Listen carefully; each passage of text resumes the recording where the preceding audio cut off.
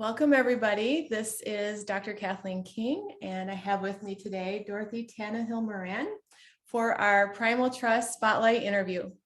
And I've asked Dorothy to come do this because many of you might know that Dorothy has actually been my mentor who's taught me about Primal Trust. So it seems like she'd be a good one to ask some questions about this. But even more so, Dorothy has been somebody who's been part of my life for over 20 years. She's witnessed my entire transformation, so she has lots of secrets to tell about me. But she has a lot of wisdom to share. And I'll explain more about this, but Dorothy is not somebody who had chronic illness and is now thriving. Rather, she's somebody who's just been thriving. She's a healthy person. And sometimes learning from healthy people is about the best thing you can do if you're trying to become healthy. So I'll explain more about that in a minute, but let me tell you a little bit about Dorothy. So Dorothy has a history of working for over 21 years in operational management at Intel Corporation. She has 12 years as a life and career coach and has written several books on career topics, specializing in helping introverts in the workplace. Also, she has 5 years as an intuitive sound therapist. She's not one for labels. She's known for thinking differently. That's what I'd always say about her. You think differently. She has this incredible right brain thinking with a dose of intuition and humor. And in the Primal Trust Academy and community, she's also one of our team members. She helps people with mentoring them through the process of change, because that's her strong suit. She also does sound group healing, sound therapy in a group. And she's also there for just open mentoring on all topics. She's an incredible woman, an incredible resource. And I feel so blessed to be able to share you with my audience. So welcome, Dorothy. Hello. Quite an introduction. Yes.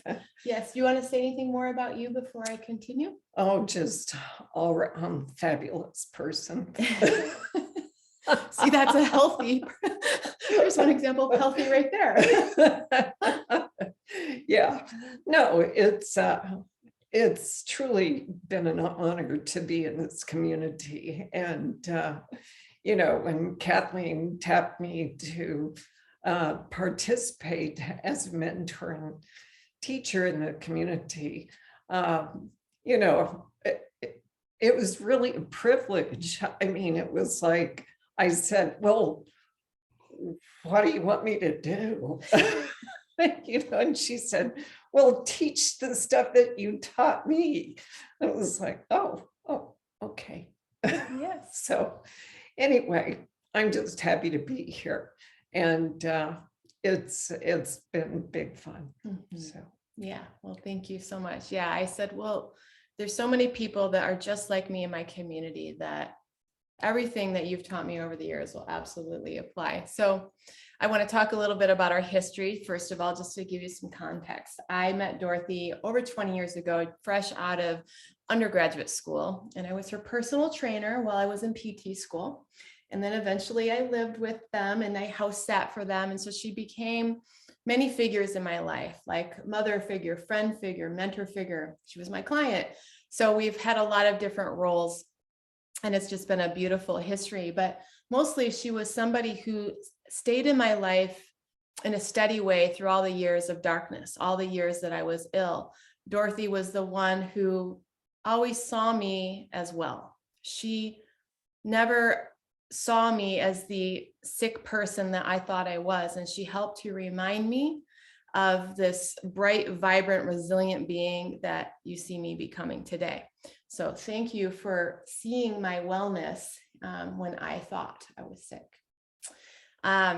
So, now she's mentoring hundreds of others in Primal Trust. And it's just been really great to have you. So I really feel we are so fortunate to have this woman. She is truly one of the most accomplished women that I know in my life. So the truth is that Primal Trust was born through Dorothy. And so I want to tell you that story for those of you who don't know. I guess maybe why don't you tell this story about how you taught me what Primal Trust was? Oh, well, when I was doing sound therapy with Kathleen, of course, those of you that are exposed to the sound modes that I do, and those that don't, I use what's called planetary frequencies, which means that the frequencies are based on the rotation, and therefore the energy or the frequency that they create. And each one has a set of effects. And of course, the Earth has the most. And so as I was getting more and more frequency in my repertoire, and I was treating Kathleen with sound bowls. With sound bowls. For those who don't know what I'm talking about, sound bowls, we're using sound bowls. I was expanding, the number of sound bowls and therefore frequencies and the effects of them and this kind of thing. And one of the new sound bowls and therefore frequencies that I had was this thing called Steiner Sun, or Schumann's frequency. And that was an earth frequency. And I was telling her what this entailed or what this involved. And I was explaining to her that fear was created by the erosion of trust, and how we are all born with primal trust, that was not something that had to be created or taught to us, that at the moment of our conception, that's actually something that's primally endowed in us. And that as we're born, as situations occur, as life happens, it starts eroding. And once trust starts eroding, what takes place is fear starts forming. So the absence of trust or the erosion of trust creates fear. And so I was explaining to her about primal trust, and it was like, she turned into a white ball of fire. It was like, primal trust. Oh my gosh, that's it. It was like, she completely turned on at that moment when I was explaining to her about primal trust, what it was, where it came from, and its association and relationship to fear. So in that moment, primal trust was born. It completely spoke to her. Mm-hmm. And of course, she's been using it ever since, but she also is totally attracted to the frequency because it is also a frequency. Yes, I love how you said this. Primal trust is a specific frequency. And for me, I knew that it was a frequency that I was looking for my whole life. Went from program to program, doctor to doctor, therapist to therapist, all these labels like, oh, restore the limbic system, heal your trauma, this. But when I heard the term primal trust, it was like, no, that's it. That's all I need. That is all I need. Because I knew it was the antidote to everything that was causing me suffering my entire life, was the erosion of my trust that led to fear frequency, and fear frequency leads to dis-ease, illness, infection. And when I heard this frequency and felt this frequency through a bowl, it was like, I'm home. I'm back to my original blueprint.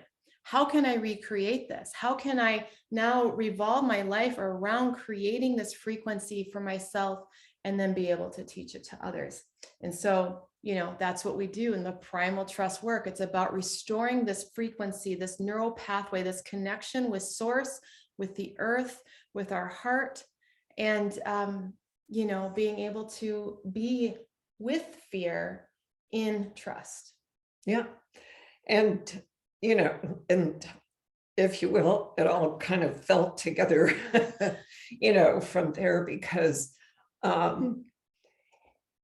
it's a process as well. I mean, because, life is messy, lots of things take place that diminish or damage our trust in ourselves, our trust in our body, our trust with other people, with our environment. There's so many things that we need in order to have trust. And it's an ongoing process. And anytime that something takes place, I'll just say environmentally and or with ourselves, that shakes that trust, fear takes its place. So it's an ongoing thing. So if you will, think of it like this. You never actually get to a place where 100% trust exists. You're always in a constant state of filling that space with trust and pushing fear away. Now, you can get very close to it, especially if you lack a lot of trust and possess a lot of fear in your body. So you absolutely want to do everything that you can to restore trust and drive fear out of your system. But you also have to understand that tomorrow something could take place where it might chip something away from you, where you have to restore it in some measure. So, let's just be honest with ourselves. Things happen. That's part of life as well. So, it's really kind of an ongoing process. But if you're a person that is filled with a lot of fear, understand you've got a lot of work to do, and these neural pathways that Kathleen is talking about have been largely, formed around that pathway of fear. Mm-hmm. Yeah, it's a really interesting experience to go from a state of fear to start feeling primal trust, and how you're like, I just need more of this. I just need more of this. I have a recording of the Primal Trust bowls on my YouTube site from April of 2021. Just Google Primal Trust sound. You probably have plenty in our community as well, but for those of you who are not in the community, you can listen to the sound of the Primal Trust bowls on my YouTube channel. I have a whole little session on it. So thank you for explaining what Primal Trust is, because so many people who are listening are trying to get well, right? You're trying to first of all, fix whatever your illness is, whether it's infection or mold or digestive issues, and you go down that pathway, and then you hear it's your limbic system, and you start working on the limbic system and your vagus nerve and this and that. But what are you doing all of that for? Why? What is your why? And that is what's so important. And for me, my why was so that I could trust life, trust my body, trust myself. I wanted to know what that felt like. I don't think I remember what it felt like. And so really asking yourself, why are you on this journey? And what is the essence of what needs to be restored? Because sometimes we can get lost in the tools and all these strategies. What are you going towards? So, for me, for my community, we are working towards Primal Trust. So I also want to talk about why I chose you as a mentor, in addition to a friend. And especially when I was really ill. My brain didn't work right. I was very off in many ways. And when I would talk with Dorothy, I was always perplexed by her mindset, the way she approached life. She was just healthy. I'd known her for, over 20 years. She's always healthy. She always seems to, be able to just go and do, and, always has a pleasant attitude. And it was so perplexing to me. And I thought, well, I want to know how she thinks. I want to know how she would approach this, because, I'm going to these doctors and therapists who are all, frankly, dealing with their own stuff. And then there's this woman who exemplifies health and balance and trust. So it just made sense to me to find a mentor that was already healthy, because if that's what I want to become, I want to know how you think. I want to know how you act. I want to know how you would react to this situation. And so that's really what started a lot of our, deeper conversations over the years, and our fights too, because we'd fight, meaning I would resist the hell out of what she'd tell me to do, because it seemed very difficult, right? Yes. I was a stubborn mentee. Yes. And now I've got lots of stubborn mentees in my community that I get to wrestle with. But Here's the thing about Dorothy. To simply say it, she doesn't believe the bullshit in her head. And other people's heads. She just doesn't believe it. She knows who she is. She knows the difference between her thoughts and her feelings and programming in her head and programming in others. And that's a radical, amazing thing about you, because so many people believe the thoughts and the feelings they think in their head, and they live their life by them. She early on learned to find an inner compass, it seems, of who she is and what she loves. Why don't you speak to that a little bit about what makes you so special? Maybe it's an inner BS detector. An inner BS detector. Yeah, she's got one of those. Yeah, I don't know. It's it's a combination of things, really.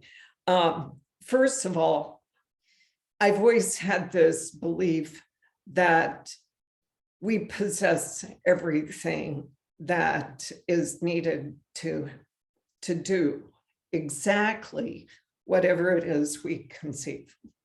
Okay, so if we can conceive great health, I believe that we have not only the innate intelligence, in other words, if I cut myself, my body's going to mend.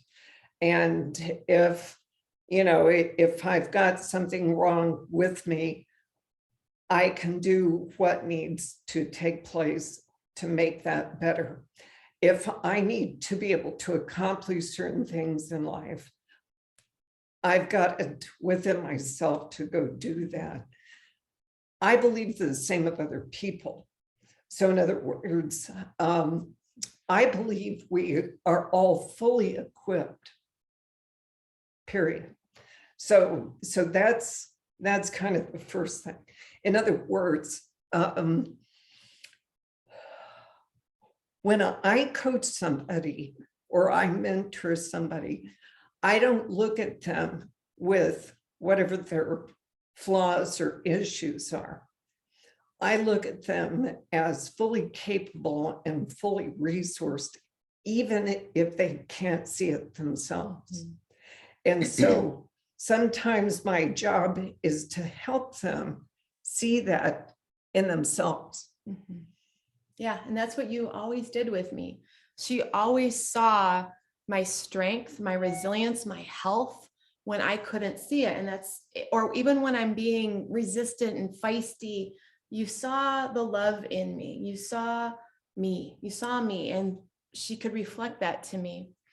And I'm so grateful for that, because now I get to do the same for so many. And it's just one of your gifts that you're able to see past the flaws, both in yourself and in others, and really believe in self-empowerment and your own sovereignty, your own capacity as a being of love and light to heal, to thrive, to accomplish. And that's what needs to be restored. That's part of restoring our primal trust, is our trust in our capacity to create, to heal. And you embody that. And so, I just want to give a shout out to this woman who has, some of the most incredible self-esteem I've ever seen. Truly. She loves herself. Like, here's a person who actually loves themselves. Yeah. One exists, at least one in the world exists. It's her.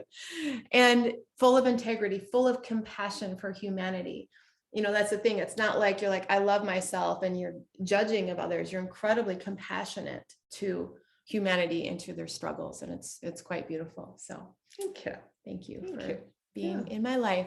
So I want to touch on some of the big lessons that I've learned from you. She said, I can share.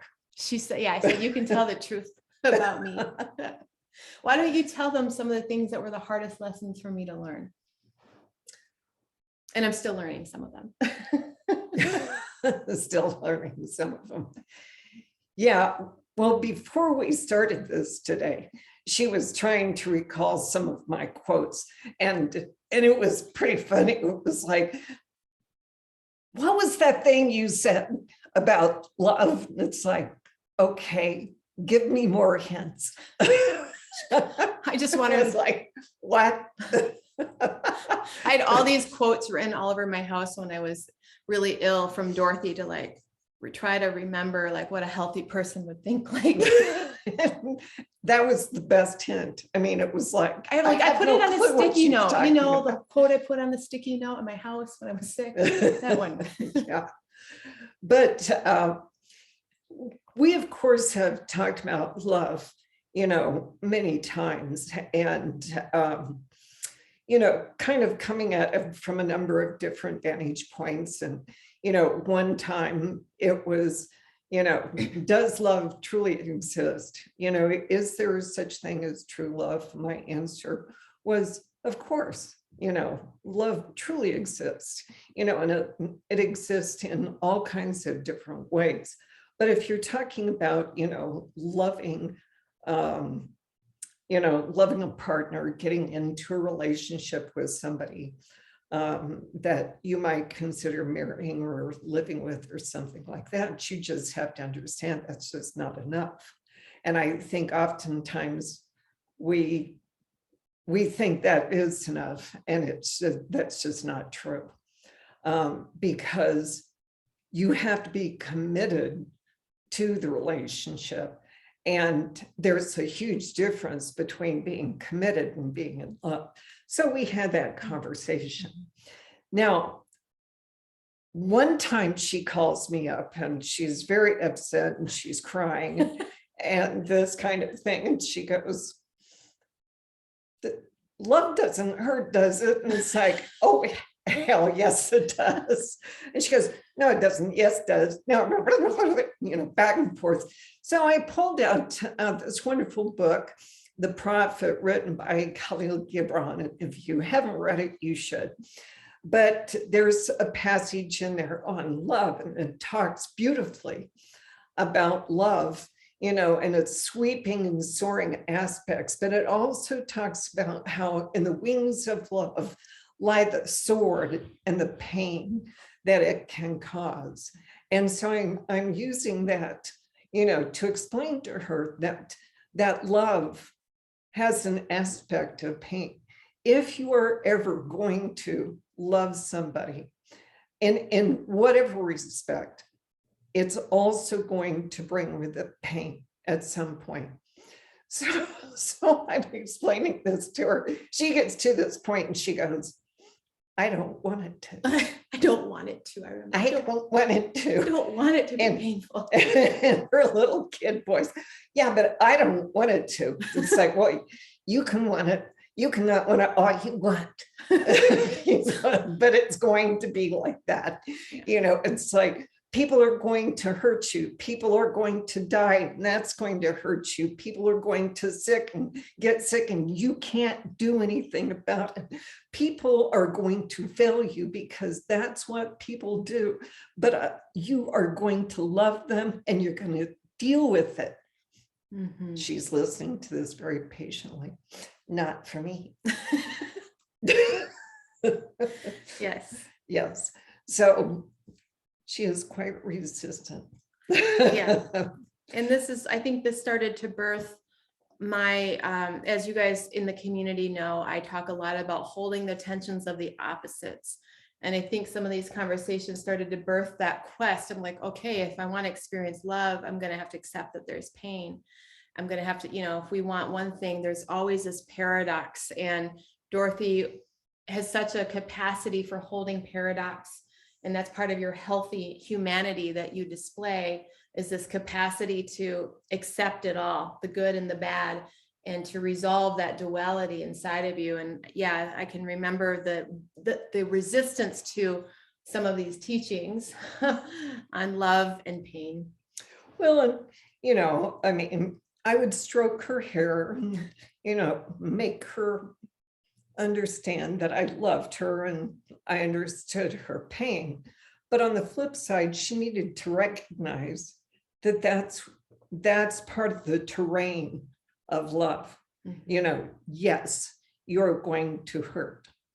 then of course there's been times when, she's been kind of tantrum-like and pissy and this kind of thing. And it was so funny. I would just laugh at her. And then she'd get more angry with me. This is not funny. And it's like, oh, yes, it is. Yes, actually it is. And so, it's funny.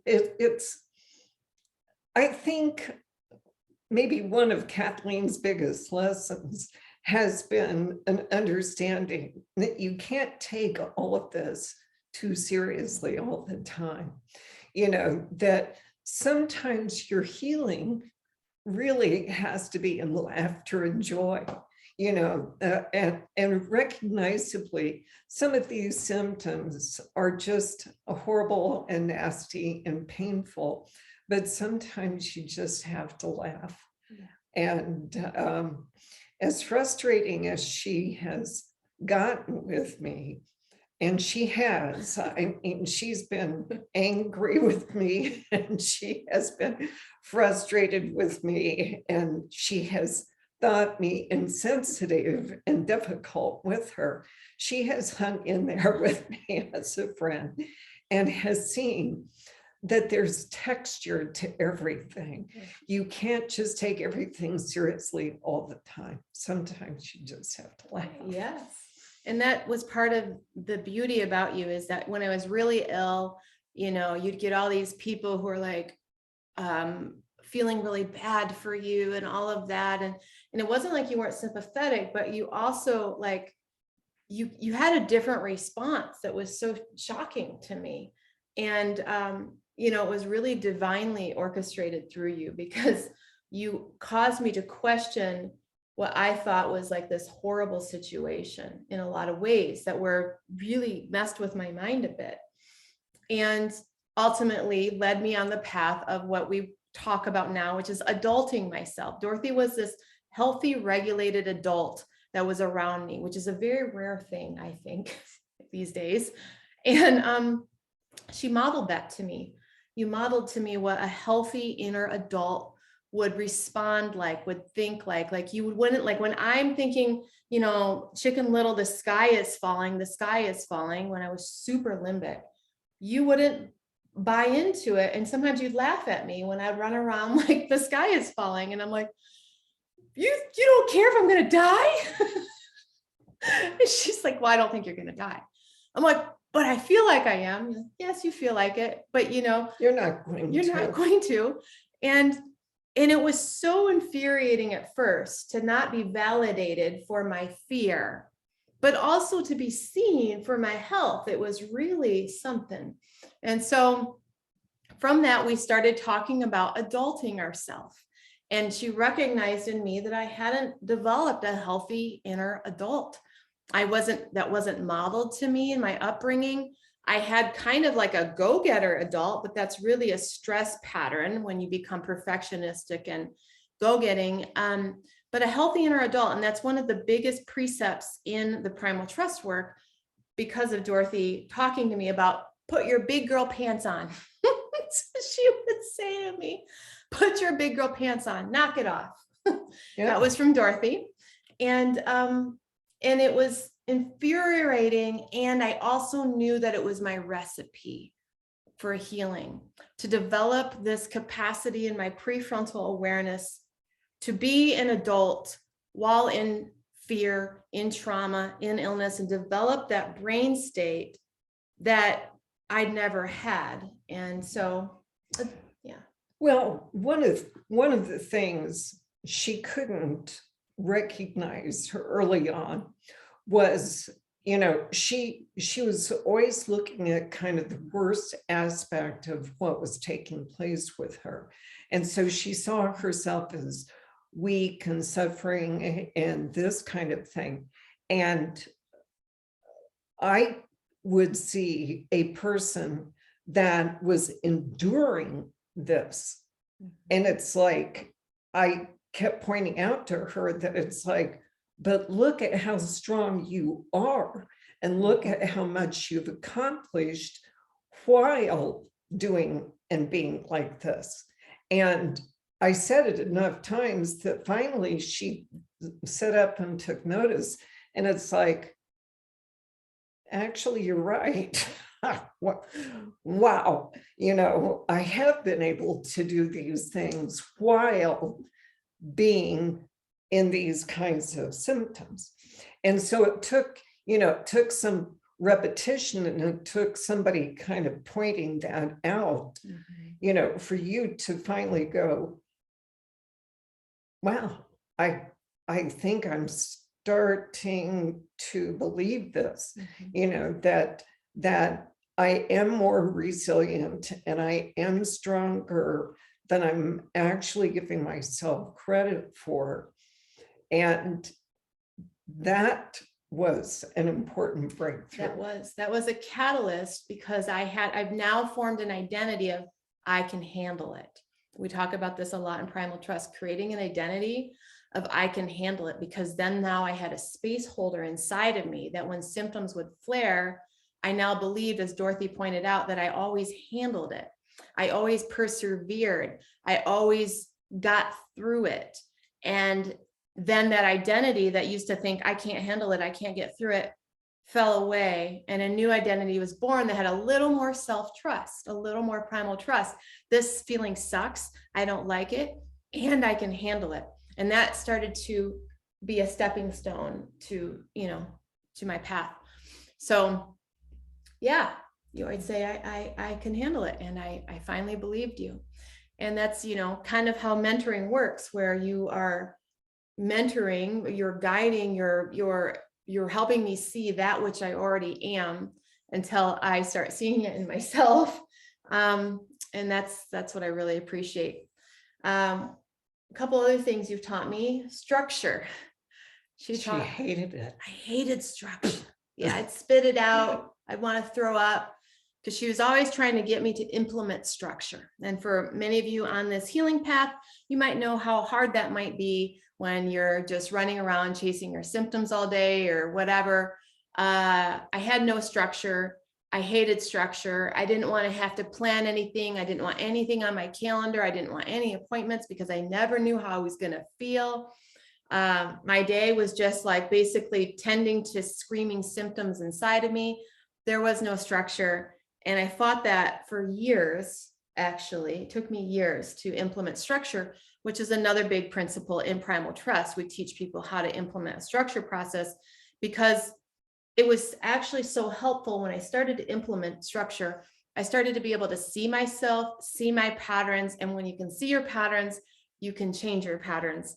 And structure was also a big piece in developing that adult main personality that I speak of so much, because structure requires a prefrontal awareness, and it requires boundary around the limbic behaviors or the emotional behaviors or the stress and trauma behaviors.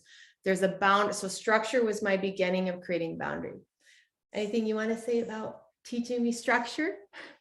That it's sexy. That it's sexy. Should I say structure is sexy, Kathleen? Like, no. No, it's not. No, she was highly resistant to that for all kinds of reasons. I mean, she really came up with a lot of rationale. Not that it made any sense. I mean, she'd come up with something and it's like, yeah, no, that makes no sense. I'd rationalize my way out of why I don't need structure and why it doesn't work all the time. Yeah. Mm-hmm. And it's like, no, that doesn't make any sense. But we would start in very tiny, easy to obtain steps with the structure and this kind of thing. But one of the early classes in Living Change talked about the 4 assets of life, and whether or not you're working or you're not working, you have to have these 4 things in place. Certainly one of them is you have to have money because you have to pay the rent and buy the groceries. But one of them is structure. And the reason why structure is so important is because it informs various aspects of your life. You know, it informs when you get up, it informs you when you go take vacations and pick up kids and you know, when you go to classes.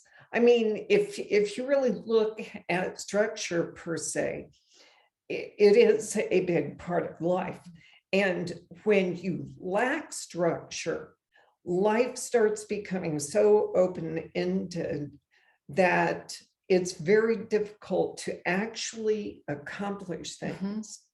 Right. And that's what I started to see. I was getting, you know, I was starting to, you know, rewire my brain and get some healing, but I wasn't really accomplishing anything because I didn't have structure. And that's when I started to realize, like, oh, all these things I want to do aren't actually happening because I'm not putting structure in place to get there. And now if you guys look at, you know, a lot of people are like, how did you build what you've built in, you know, in such a short time? You know, it's really been just over a year that I've been at this and I have this huge platform. It's structure. It's very structured. It's very organized. The whole thing has been about finding the structure of growth and implementing it. And with structure, you can make change so much more quickly, I found, than no structure and just going with the flow. And, oh, I feel like doing this. And, oh, someday I want to do that. But there's no structure to get there.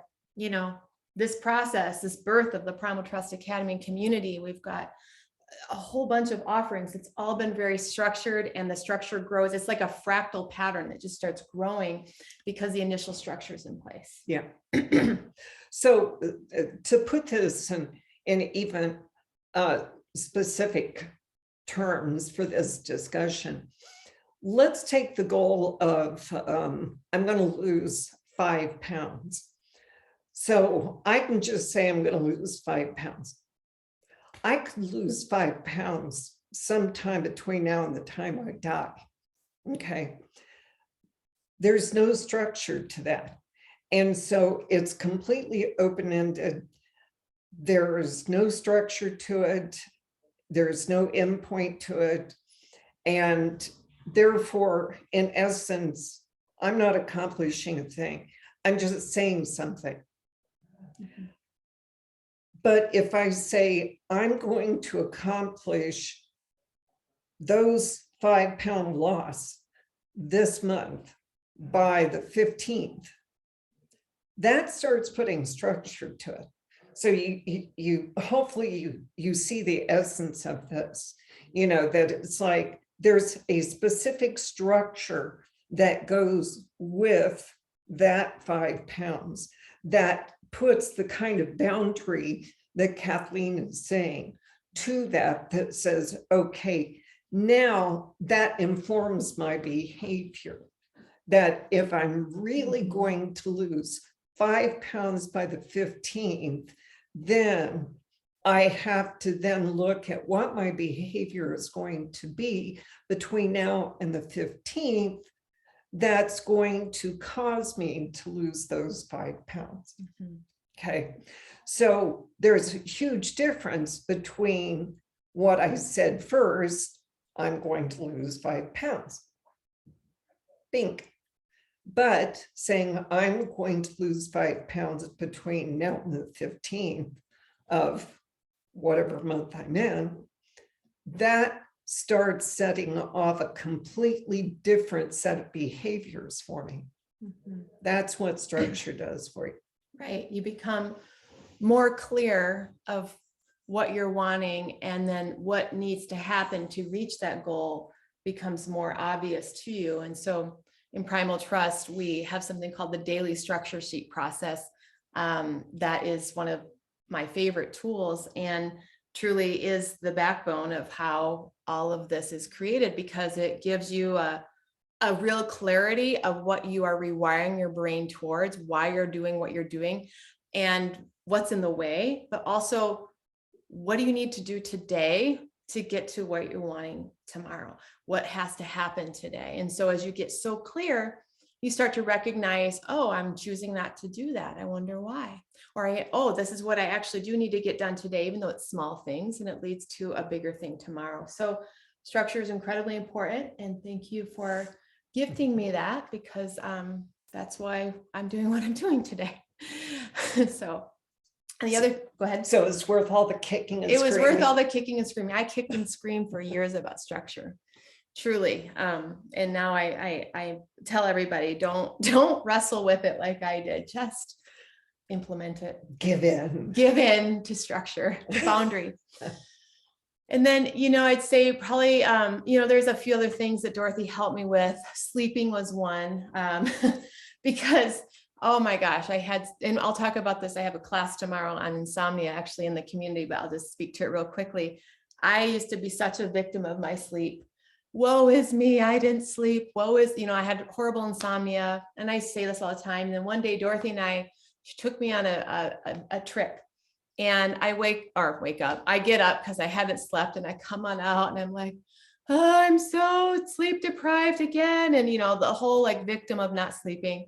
And she's like, yeah, I didn't sleep either. Like, just like this. And I'm like, well, you must have, because look at your face. Like, you're like, I haven't slept well in years. I'm like, what? She's like the happiest, energetic, go lucky person. I'm like, and it was a real like mind, it really messed me up, because I'm like, what do you mean you haven't slept well in years? Like, look at you. And you're like, yeah, I have this sleep thing. I don't really sleep. It's been years. And I didn't really sleep last night either. And then I watched her as we're on this trip together, how she behaved and how her energy was and her face was and how she carried her body. She was not a victim to her lack of sleep. And it really hit me. It was another one of those things that was a huge turning point, because you just blew my internal rule system that if you don't sleep, you're going to feel like crap. You completely blew that up because you didn't sleep and you didn't feel like crap. In fact, you seemed just fine.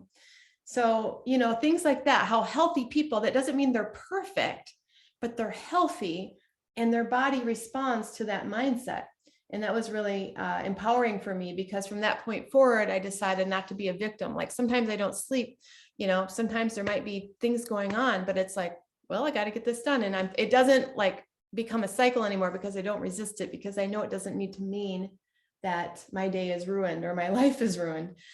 So you really modeled that for me. Yeah. Well, I mean, one of the worst jet lag experiences I ever had was flying from the West Coast to the East Coast, and spending an entire week evaluating software. Oh, for Intel, when you worked at Intel? Yes. Okay. Which meant, well, you had to be kind of a bright bulb, to be doing something that boring for 8 hours. I mean, you're sitting there going through and looking at, software. And I was not sleeping. I had not slept the entire week because I was so jet lagged. And it's really an internal capacity that it's like, you have to pull it together. You have to not only physically be capable, but mentally you have to be sharp. And I think that that's just simply you finding within yourself, that it's like, this is something I have to do. I have to function physically, and I have to function mentally. Yeah. And so you put your big girl pants on and adulted yourself. And that's what you modeled to me. Like, and then your body does respond. Like, it'll rest when it can, and it can handle it when it can't.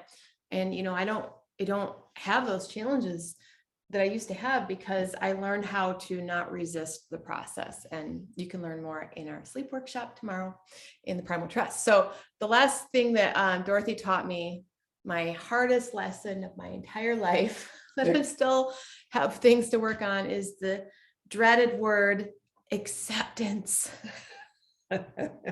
Acceptance was probably the most common word that would come out of Dorothy's mouth when I would come to her with problems, with issues, with in-law issues, body issues, whatever issues. you taught me a lot about acceptance. Why don't you tell our audience what acceptance is and why it's so important, especially for people in this healing path, to learn how to embody? Yeah.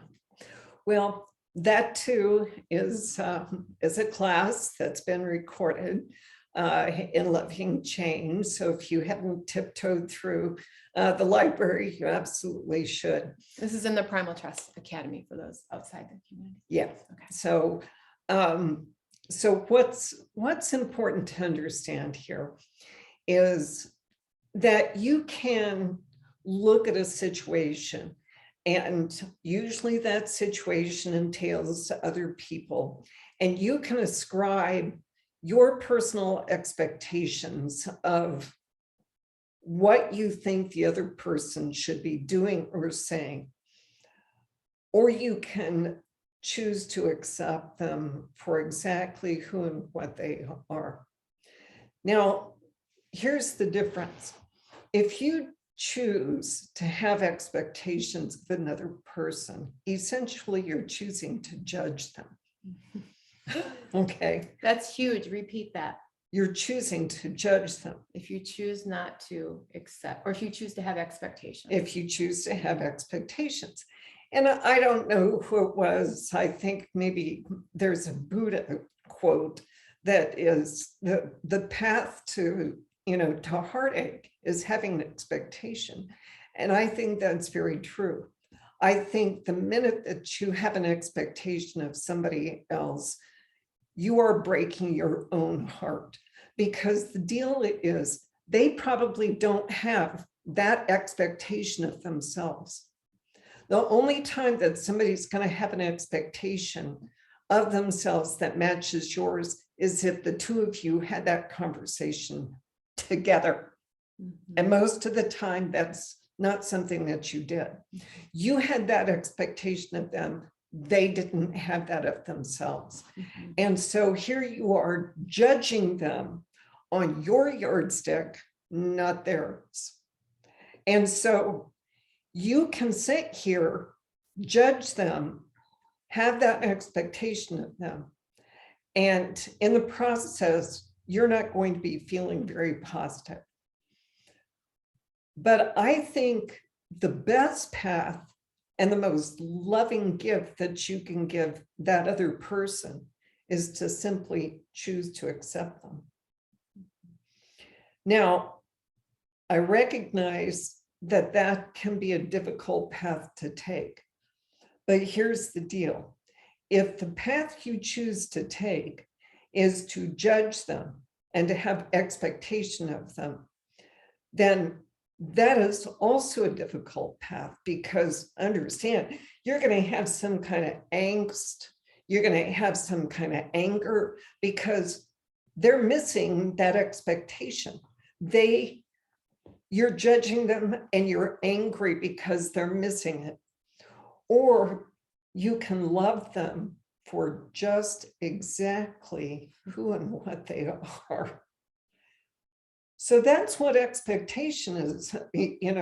Expectation is judgment, and acceptance is full-bodied love. Mm-hmm. Without any expectation, without any judgment, you are looking at them and saying, I fully accept you. And this lesson is so powerful, and one of the ones you've repeated to me the most, because typically what is causing our illness is a tremendous amount of resistance to life, to our partners, to our family, to our parents, and to ourselves. And that resistance all stems from judgment and expectation. And it's so interesting that we feel I know how difficult it is to accept when somebody is doing things we don't like. But the result, the other alternative is that we feel sick. Typically, if we've gotten to this point, we don't feel well. It affects our life force. I think one of the reasons why Dorothy is one of the healthiest people I know is she has like some of the highest level of acceptance of anyone that I know on the planet. So her energy field keeps flowing, even though she might not be in a perfect situation around perfect people.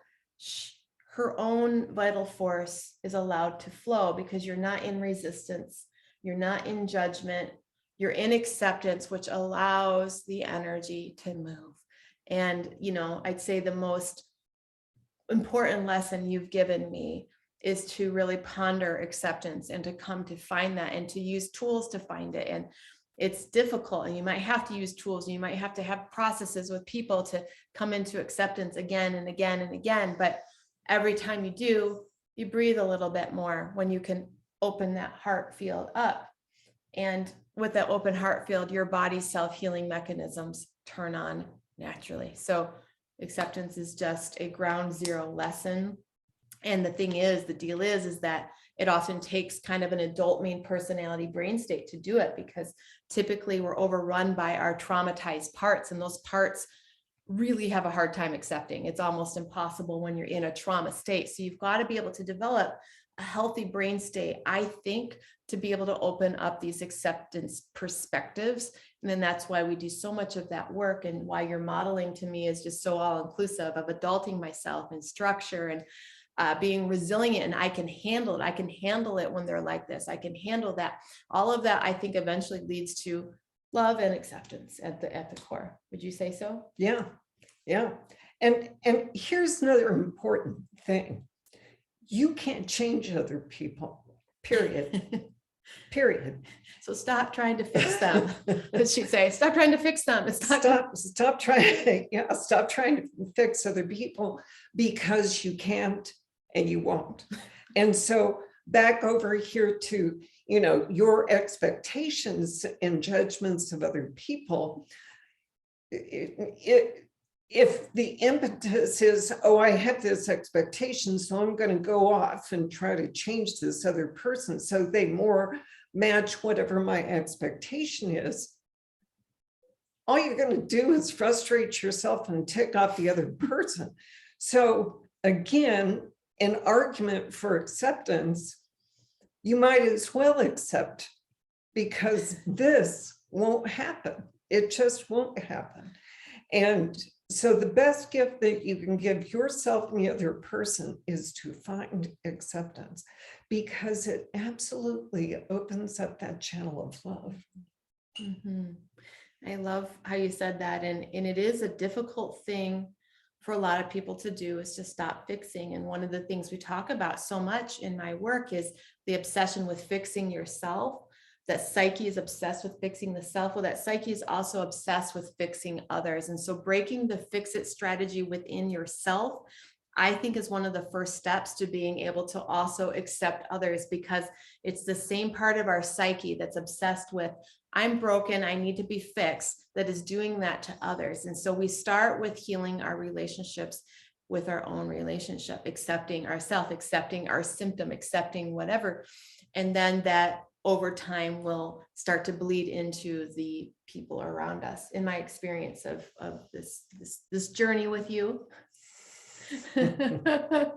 So anyway, I want to close by just having you, what advice would you give to the listeners who are out here, who are maybe just like I was, 10 years ago, and you were to talk to me again? What would you say to them who are on this journey of trying to get well and feeling scared and feeling afraid and feeling stuck?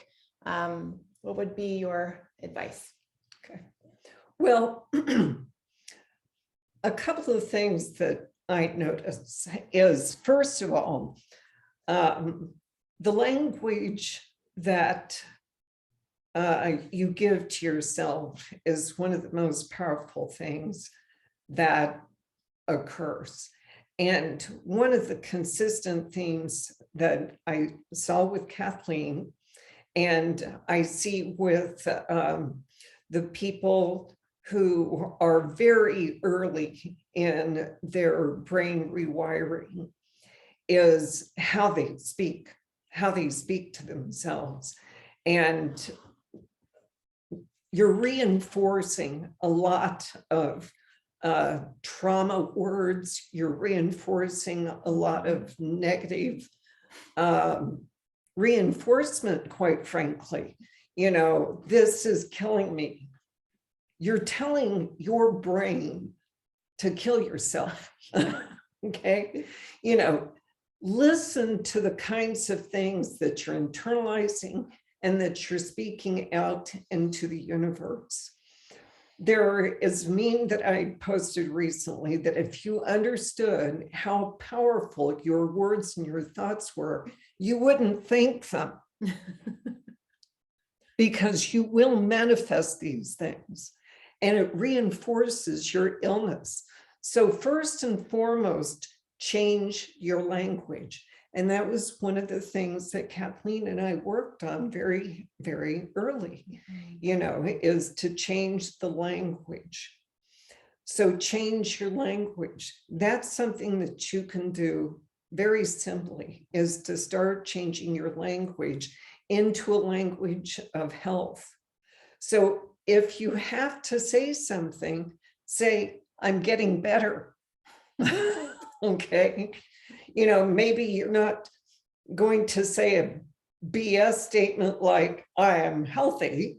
Okay. Because you also don't want to say something that is untrue, because the psyche understands bullshit. Okay. It does. So at least say, I'm on a path, or I am getting better, or something like this. But don't say things that you don't want to have happen. And so if you say things like, this is killing me, I'm dying, these kinds of things, that is not something that you want to reinforce. So language is really, really important. Yeah. So that would be one of the first things. The other thing I think I see people doing is eating the elephant. I'm going to do everything here. Let me try 153 different things simultaneously. I'm going to do it all.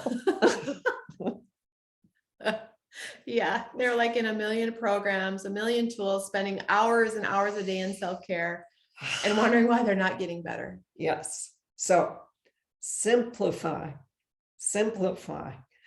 focus on a couple of things and get them down. Focus. Okay.